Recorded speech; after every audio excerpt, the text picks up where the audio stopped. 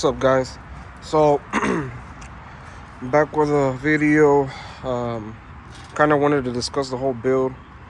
So this is a 2003 Dodge Ram. It started off with a V6. I think it was a 3.6 Magnum or something like that. The truck was a 5-speed manual. I didn't really like it. I was like, it started messing up on the transmission. And I was like, you know what? I'm going to change it. I'm like, I wanted to get a Hemi on it. But at the moment, the way that I was financially set, I couldn't afford it. Everyone says like, oh, Hemi's cheaper. You should have gone to Hemi. You should have done a Hemi. Well, no. In my opinion, I was looking at prices as far as doing everything like wiring and everything. Of course, I could have kept some of the stock stuff, but it didn't make sense at the time. So I found this motor. It started off as it's a stock 4.8 out of a 2010 Silverado. I found it on the marketplace, on Facebook Marketplace, for about $300, and I was like, you know what? Fuck it, I'm gonna get it. So I got the motor, and I was like, you know what? I'm gonna start seeing what I can do to LS swap it. So I started looking up, seeing what I can do, how I could fit it into the truck. There was no information whatsoever. I tried looking everywhere, trying to see how I can mount the motor on the stock motor mounts. There was literally no information on how to do it. The reason I got the inspiration was because of this guy named Dan Mason, I think. I seen a couple videos of him on YouTube. He was at Hollyfest, and man, I love that truck. I think it was a charcoal gray truck. It was the same body style as this one, but he had, of course, a bigger engine. He had like a 408 stroker or something like that, and it was twin turbo. And I got a lot of inspiration on him to do the truck, but there was really no information on how to do it. So I started looking up things, started looking up a lot of videos. There was this other guy on YouTube. I forgot what his name is. I'm gonna try to find him, see if I could tag him. He had videos on his 4-door Ram, and his was a manual, and I think he kept it a manual for a while, and he decided to switch over to automatic. Bad, guys, I had an interruption there.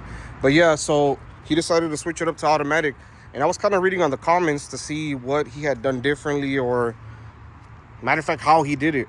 And he has said that he had used the motor mounts out of a 4.7, I think, out of the same truck that he had, but his was 4x4, and well, this one is not 4x4.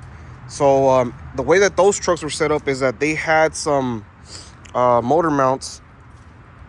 They had motor mounts that would go on where the transfer case, not the transfer case, that bar that holds the damn 4x4. And those motor mounts were way different than the ones that I have. So I was like, man, I kept on looking up.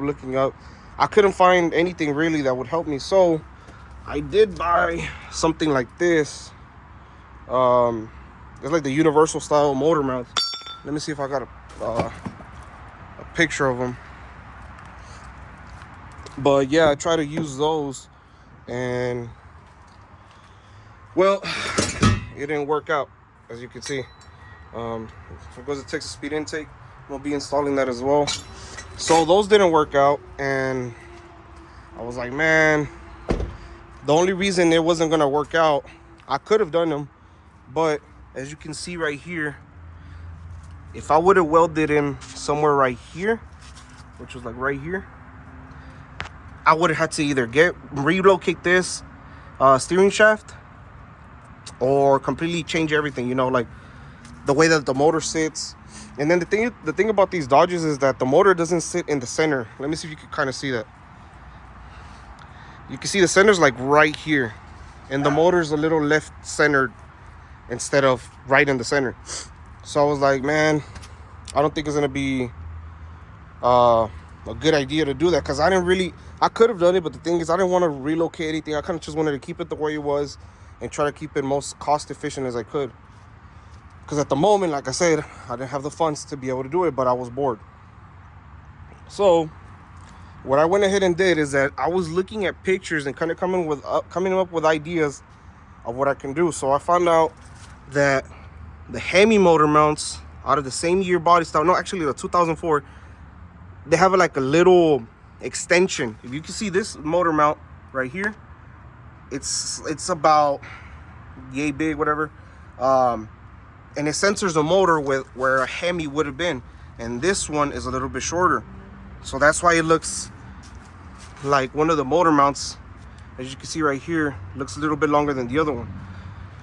And that's like the stock location of where a Hemi would have gone. So like I said, I could have put a Hemi in there, but the other issue is that I had to drill these motor mounts.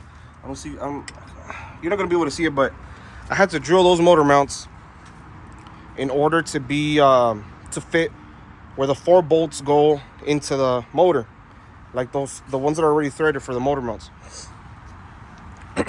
So I had to, what's it called? My bad, I kind of had a brain fart. I had to drill and kind of make them a little bit wider, the holes on the motor mounts itself, not on the motor. That way you could fit the LS block. Well, after I did that, I seen that I couldn't. You can see these shitty welds. The only reason I just did that, just temporary, I cut off the plates where the original motor was at, and I kind of shifted them like an inch forward, and that way I was able to kind of center the block off, because the block wasn't centered. It was kind of like this. It was shifting towards, depending where you're looking at. If you're looking at it this angle, it was shifting towards the right, so it wasn't lining up with the drive shaft of where it was going to be. So that was a pain in the ass to do. Kind of figure out the center of it, kind of figure where it was going to be. That's as far as the motor goes. Now the transmission is a whole different story. The damn transmission is a TH400. Torque converter is a TCI, I think. I forgot. I think it's a TCI. It's like a 3800 stall. The transmission, the cross member, I don't think y'all are gonna be able to see it. Let me see if I go under it. The cross member, I tried to use a stock cross member, and that didn't fit. So you can see there's like a little plate. Oh, there's a little plate that I welded onto the stock cross member for the transmission.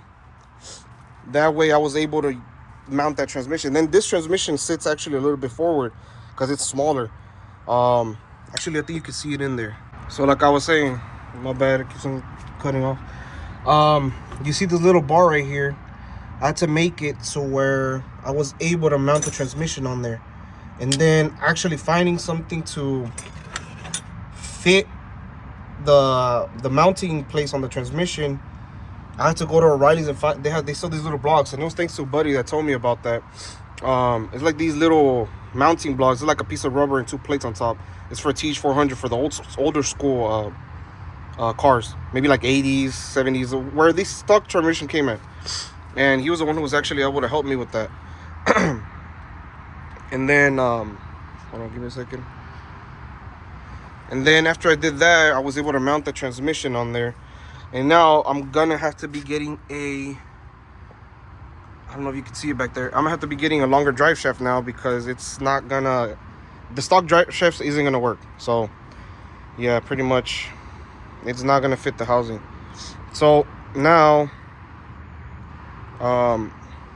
with that being said, that's where I'm at right now. I'm starting to put everything together on the motor. Pretty much the reason I went with the stuff that I'm going is because I'm planning to get a bigger motor after this one blows. Of course, I'm not expecting this to make 1,000 horsepower. I just wanted to be able to, you know, kind of go to the racetrack and stuff like that. It's gonna make around 600 maybe. 600, whatever I'm able to make with it. But that's pretty much what I have planned for it.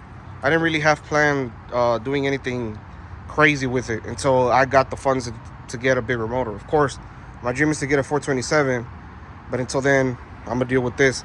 I'm gonna try to keep it as street friendly as I can, but for now, this will do. Yeah, but I mean, that's as far as it goes for the build. I gutted everything inside and out. It's not street like most of people would say, because it doesn't have AC and shit. I don't care nothing about that. It's not my daily driver. It's not something I'm gonna be driving every day. I'm probably gonna be using it for the weekends and stuff like that. But yeah, so far what we have going on after everything else, I installed this ICT billet alternator and power steering bracket, which will be able to connect with those hoses that are down there. And then I got these turbo headers from Speed Engineering.